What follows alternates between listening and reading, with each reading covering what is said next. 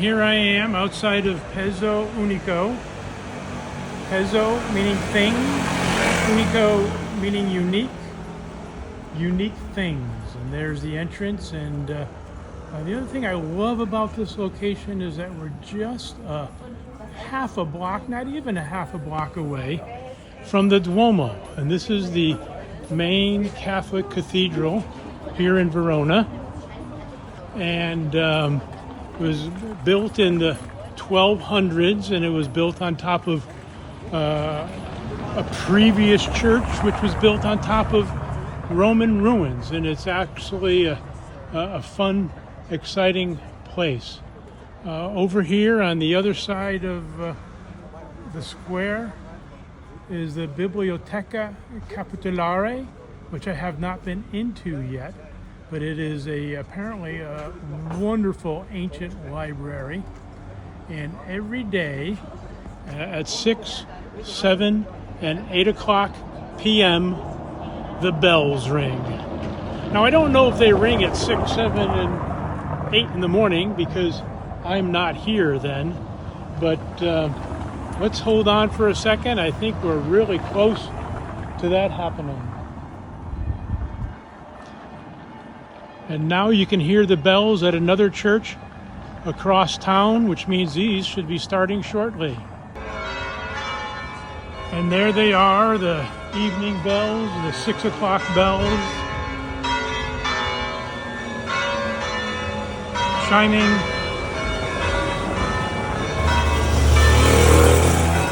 At the church, the main cathedral of Verona.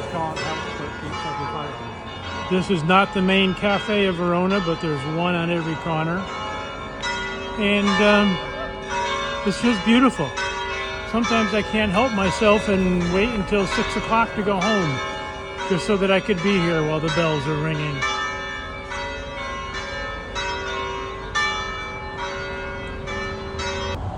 Welcome to Pezzounico, things unique. The business of Lucia Francesi, and where I'm spending the next 3 months learning the art of bookbinding and book and paper restoration. Pezzounico refers to many of the items in the store that Lucia puts together in between binding books. Here you can see some stationery. Of course, lots of different beautiful and artistic blank journals, some leather covered, some paper covered. These are the things I really enjoy. I hate using the word cute, but look at these cute little earrings, cute little book earrings that she makes. And of course, along with that, book pendants or book necklaces. Lots of fun things, book keychains. But the front room of Pezzounico is also where work gets done. Back here in the corner, you can see the gigantic paper cutter. These drawers are filled with wonderfully delicious and beautiful papers. Of course, the omnipresent book presses, essential to putting together and finalizing any material. A couple things I want to share with you that I've been working on, or I've made, or I've assisted with since I've been here. The first one is, and I love this, it's a beautiful, well-manufactured clamshell. You know, if you're going to own a mid-4-figure book and up, you're going to want something to protect it. Here we have Dizionario Veterinario. I guess that's a veterinarian dictionary. Being stored inside a lovely burnt orange and blue clamshell. I got to tell you, these things are tough to make. The measurements have to be precise. The assembly has to be precise. But when it's done, it's so worth it. And then over here, a couple of other books that I've been working on. These are meant to be demonstration books. So if someone comes in and says, I need a new cover, I can explain to them what's going to go on inside the cover, how the book is put together. These just happen to be blank journal type of books, which I folded, sewed, and put the cover on. But this allows a person to see what's going on underneath the leather. How the sewing is done, how the binding is put together. And it gives a little bit more appreciation to the effort that goes into this. And here's the front desk where Lucia works during the day and faces the customers. All right, let's head off into the back room and see where I hang out. The back room has this wonderful, fun slat door. I kid Lucia that it's the prison where she keeps me locked up. And this is where lots of the work goes on in the back room. Here you can see the bookbinder's vise. There's a book in there being pressed together after having been glued. Over here on the table, we've got a map covered in weights. I recently stitched this map back together. I hope I can get a chance to show it to you in the show, but right now it needs to remain undercover. But here's my work desk, and this is where I spent a big part of my day. Right now I'm working on a 19th century Moldavian prayer book. I had to take it apart, put it back together, and at the desk here you see many of the tools of the trade. A ruler, a scalpel, a water cutter, pair of scissors, an awl, a scalpel, paper cutter, and of course the indispensable bone folder. This Teflon bone folder is a very unique device that works a lot better, in my opinion, than the original plastic bone folders. Here we see a cup of methyl cellulose, a little jar of PVA and the associated brushes, a brush to do some cleaning, a scissors, and a small iron. What's going on here is, so I will be later using some Japanese paper, putting these pages back together. Other pages of the book, as you can see, have holes from previous sewing. Those holes need to be filled and repaired before the book is sewn back together. All right, let's head on downstairs to the basement. The basement of this little studio is so much fun, and I just get excited every time I come down here.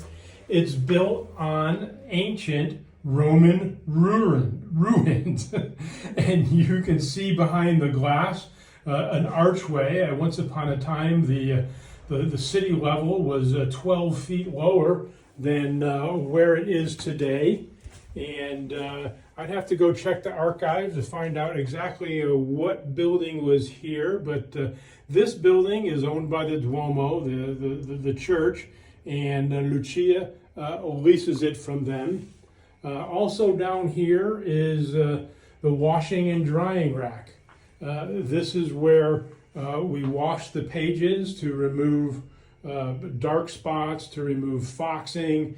You can see this book has been through a wash and may need to go through another one. The multiple racks here give an opportunity to do almost 100 pages at a time. So it's pretty cool. And then we've got a little table where we have lunch, and of course a microwave and a stove to do some preparation. For now, I'm storing this Moldavian prayer book inside my very first clamshell. This is the first clamshell that I made when I got here, and it requires a lot of math. It's not as easy as it looks, but it was fun, and I'm glad to have the opportunity. And I actually made one for a client, which I'll show you a little bit later. And every shop should have a pet. In America, we love our store cats. I had one named Tony, and this is Cleo. Cleo, sitting on the front step, eating my gelato. Yum, yum, yum, yum. Out in front of the Duomo. Save some for me there, Cleo. So one of the things I'm working on here is this Moldavian prayer book. It goes back to 1848, and it literally showed up with a little old lady from Moldavia that had the book kept together with duct tape. And one of the things I'm learning about is how to wash paper. Yes, that's right. We often find books with foxing or discoloration, and it's possible to deconstruct the book and put it back together, of course, but before you do that, you have to clean it. And here we see several pages of the book sitting in a water bath, and now I'm going to take them out of the bath and lay them here on the drying rack. Before I do that, there's a little bit of Clorox, a little bit of bleach in here. So I'll take the papers out and soak them in plain water, and help get the bleach out. And then one by one, I'll take the leaves one at a time or as necessary and put them in the bath. And once we dry them, we'll put them all back together, repair it, and sew it. So now that the leaves have been washed, it's time to start putting the book back together, but there's a lot of work to do before we get there. So this is called the text block. All of the signatures of the book stacked together is called the text block. Each one of these sections of an octavo, or 16 pages, 8 sheets folded together, is called a signature. And of course, the signature has 4 leaves. Now, this is in pretty tough shape.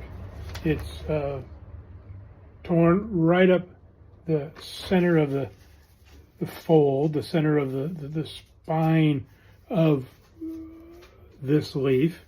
So we're going to have to put it back together. And to put it back together, I'm using Japanese paper and methyl cellulose.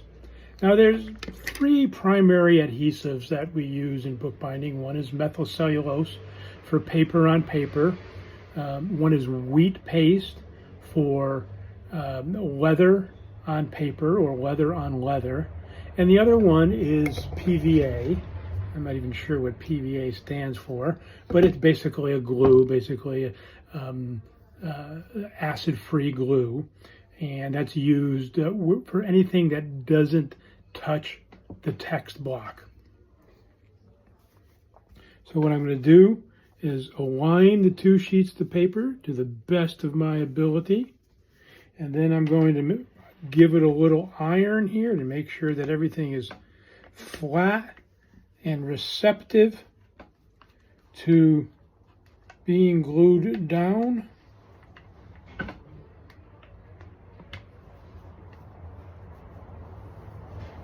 There we go. And I'm going to take my Japanese paper, align, here we go, align it.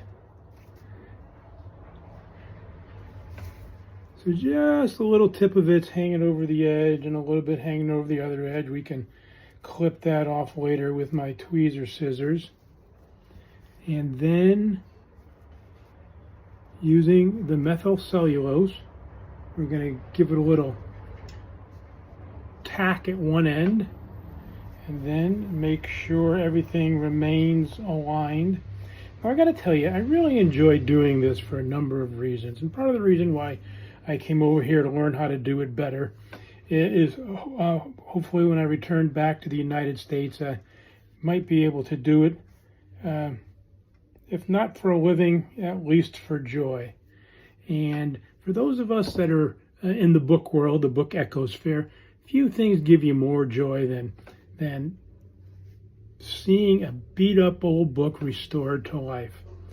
Now, I remember my very first book that I sent out to a book restoration artist, and I actually sent it to a previous co-host of this show, Sophia Bogle. And when it came back, I gotta tell you, I had tears in my eyes. I was just so happy that I will never forget. The book was The Correspondence of James Madison. It was a facsimile of letters that James Madison had written after his time in the presidency, and it was tough shape. The covers were all scraped and scratched, and some of the pages on the inside were torn. And when she brought it back to me, I was just so excited. And I can't tell you, I'm really looking forward to seeing the owner of this book when it's returned to her, and just the joy that I know that she's going to have is going to be translatable to me. Well, anyways, once we get the methylcellulose on, we take a piece of absorbent paper, and using our handy dandy bone folder, we soak up any extraneous glue, any extraneous methylcellulose, and then we take an ordinary piece of parchment paper like you'd use to cook fish in the oven and lay it on top. Grab your iron one more time to help make sure that it dries quickly and that the glue works its way into the paper. Then we get our tweezer scissors and snip off the end.